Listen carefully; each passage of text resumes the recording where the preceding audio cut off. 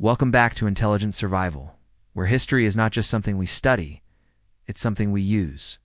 Because the past doesn't sit quietly behind us. It warns us, teaches us, and sometimes, if we're not careful, it repeats itself in ways that cost people everything. Today's lesson is not about war, famine, or ancient collapse. It's about something far more dangerous in the modern world, the illusion of easy solutions. And more importantly, how intelligent people, rational, informed people, get caught in them. Right now, across the internet, a claim is spreading fast. A simple, cheap trick that promises to dramatically improve fuel efficiency. A homemade solution that supposedly beats $1 billion engineering. It sounds convincing. It feels logical. It's being shared by people who genuinely believe it works. But history has seen this exact pattern before, over and over again. And every time the result is the same. Money lost, machines damaged, and trust broken. So instead of dismissing it outright, we're going to break it down properly. It's through history, through science, and through real-world consequences. So you walk away with something far more valuable than a quick fix. A survival skill that protects you for life. The modern claim follows a familiar formula because it borrows from a very old playbook. The idea is simple. Take a few inexpensive chemicals, combine them in a certain way, and suddenly your engine becomes dramatically more efficient. The explanation usually sounds technical enough to feel legitimate. It talks about fuel burning inefficiently, about improving combustion, about unlocking wasted energy. And then comes the hook. Massive savings at almost no cost. This is where it becomes dangerous. It's not because people are foolish, but because the argument taps into something real. Fuel is expensive. Economic pressure is real. And the desire for a solution, especially one that feels clever and hidden, is deeply human. Add one more ingredient, the claim that large corporations have suppressed this knowledge. And suddenly, the story becomes irresistible. You're not just saving money, you're outsmarting the system. But to understand why this thinking spreads so easily, we need to step back into a moment in history when public distrust wasn't just justified, it was earned. In the early 20th century, the rapid rise of automobiles created a serious engineering problem. Engines were knocking themselves apart due to poor fuel quality. Scientists and engineers scrambled for a solution, and one of the most effective answers already existed: ethanol. It worked. It reduced engine knock. It burned cleaner. And it could be produced relatively easily. But there was a problem. Ethanol couldn't be controlled. It couldn't be monopolized. Anyone with the right resources could produce it. And that made it a poor choice for companies looking to dominate a market. So instead, the industry turned to a different compound, tetraethol lead. It solved the knocking issue, but it came with a cost that would only become clear over time. Workers exposed to it began experiencing severe neurological symptoms. Some suffered hallucinations, others died. But despite this, the product was pushed forward, rebranded to sound less threatening, and introduced into widespread use. The consequences lasted for decades. Lead particles spread through the air, settled into soil, and entered human bodies across the globe. Public health experts raised alarms early, but economic interest prevailed. It took more than half a century for leaded gasoline to be phased out. This wasn't a conspiracy theory. It was documented history, and it left a lasting scar on public trust. That's the key point. When people today hear that corporations might be hiding a better solution, they don't dismiss it outright. Because history has shown that industries can and do make decisions based on profit rather than public good. But this is where intelligent survival requires a critical distinction. A past injustice does not automatically validate a present claim. And this is where science becomes your most reliable tool. An engine is not magic. It is a heat machine. It converts chemical energy into mechanical motion, and it operates under strict physical limits. These limits are not flexible. They're not negotiable. They are defined by the laws of thermodynamics. This relationship describes the maximum possible efficiency of any heat engine. Even under perfect theoretical conditions, there is a ceiling to how much energy can be converted into useful work.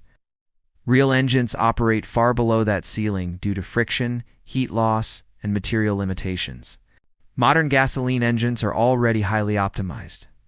Fuel injection systems break fuel into extremely fine droplets, ensuring efficient combustion. Engineers have spent decades refining these systems, testing them under controlled conditions, and pushing them as close to their practical limits as possible. So when a claim suggests a dramatic improvement, something like a 40% increase in efficiency, it isn't just unlikely. It conflicts with the fundamental constraints of physics. To achieve that level of improvement, an engine would need to exceed its theoretical maximum efficiency. That's not innovation. That's impossibility. But the problem doesn't stop at false promises. It extends into real damage. Modern engines rely on carefully engineered materials. Fuel systems are built with specialized components designed to handle specific chemical properties. Introduce a substance that doesn't belong, and those materials begin to degrade. Certain chemicals act as aggressive solvents. They penetrate seals, weaken structural integrity, and cause components to fail over time. What starts as a small experiment can lead to fuel leaks, reduced performance, and in extreme cases, catastrophic engine failure. And then there's the issue of combustion byproducts. Not everything that burns does so cleanly. Some substances leave behind deposits that accumulate inside the engine, clogging critical pathways and damaging emission systems. Repairs are expensive. Sometimes they exceed the value of the vehicle itself. This is where history becomes especially important because this pattern is not new. It has repeated itself for over a century. During the early 1900s, inventors claimed they could run engines on water with the help of secret additives. Demonstrations were staged, investors were convinced. Money flowed in. But when examined closely, the technology never held up. Hidden fuel sources, chemical tricks, and outright deception were eventually exposed. Mid-century saw similar schemes involving powders and liquids that promised to transform fuel efficiency. Some even gained temporary credibility through flawed testing or misunderstood results. But over time, investigations revealed the same underlying truth. The claims did not match reality. In later decades, variations of these ideas appeared across different countries. Each time the narrative was nearly identical. A breakthrough had been discovered. Powerful forces were suppressing it. Ordinary people were being denied access. And by investing early or adopting the method, you could gain an advantage. It didn't matter whether the setting was a laboratory, a press conference, or a viral video. The structure of the story remained the same, and so did the outcome. What makes these schemes effective is not the chemistry, it's the psychology. They offer more than a product. They offer a narrative, sense of being part of something hidden, feeling of outsmarting a system that seems unfair. That is powerful. And it is exactly why intelligent survival requires discipline. Because the real solutions, the ones that actually work, are rarely exciting. They are consistent, measurable, proven over time. Maintaining proper tire pressure improves fuel efficiency in a predictable way. Keeping your engine clean and serviced ensures it operates as designed. Using high-quality fuel with appropriate additives helps maintain performance without damaging components. Driving habits, steady acceleration, controlled speeds make a measurable difference. None of these methods promise dramatic overnight results, but together they produce real gains. Gains that are backed by data, tested under controlled conditions, and validated by decades of engineering.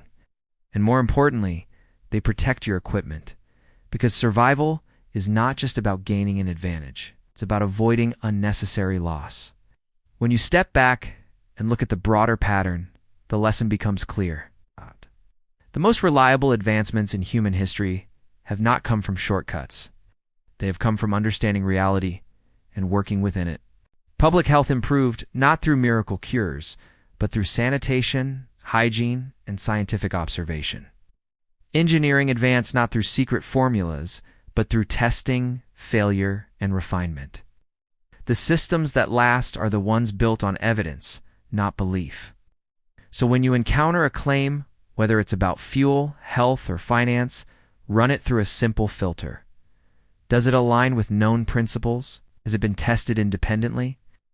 And perhaps most importantly, does it rely more on storytelling than on verifiable results? Because that is the real skill. It's not just knowing what works, but recognizing what doesn't and why. History is full of warnings. Some are dramatic, others are subtle. But they all point to the same truth. The greatest risks often come disguised as easy solutions. And the people who navigate those risks successfully are not the ones who chase every opportunity. They are the ones who pause, question, and demand evidence before they act. That is intelligent survival. If this breakdown helped sharpen your instincts and gave you a clearer way to separate fact from fiction, subscribe to Intelligent Survival and share this with someone who values real knowledge over quick fixes. Because the more people understand these patterns, the harder it becomes for them to be repeated. Stay curious, stay disciplined, and keep learning from the past so you can make better decisions in the present.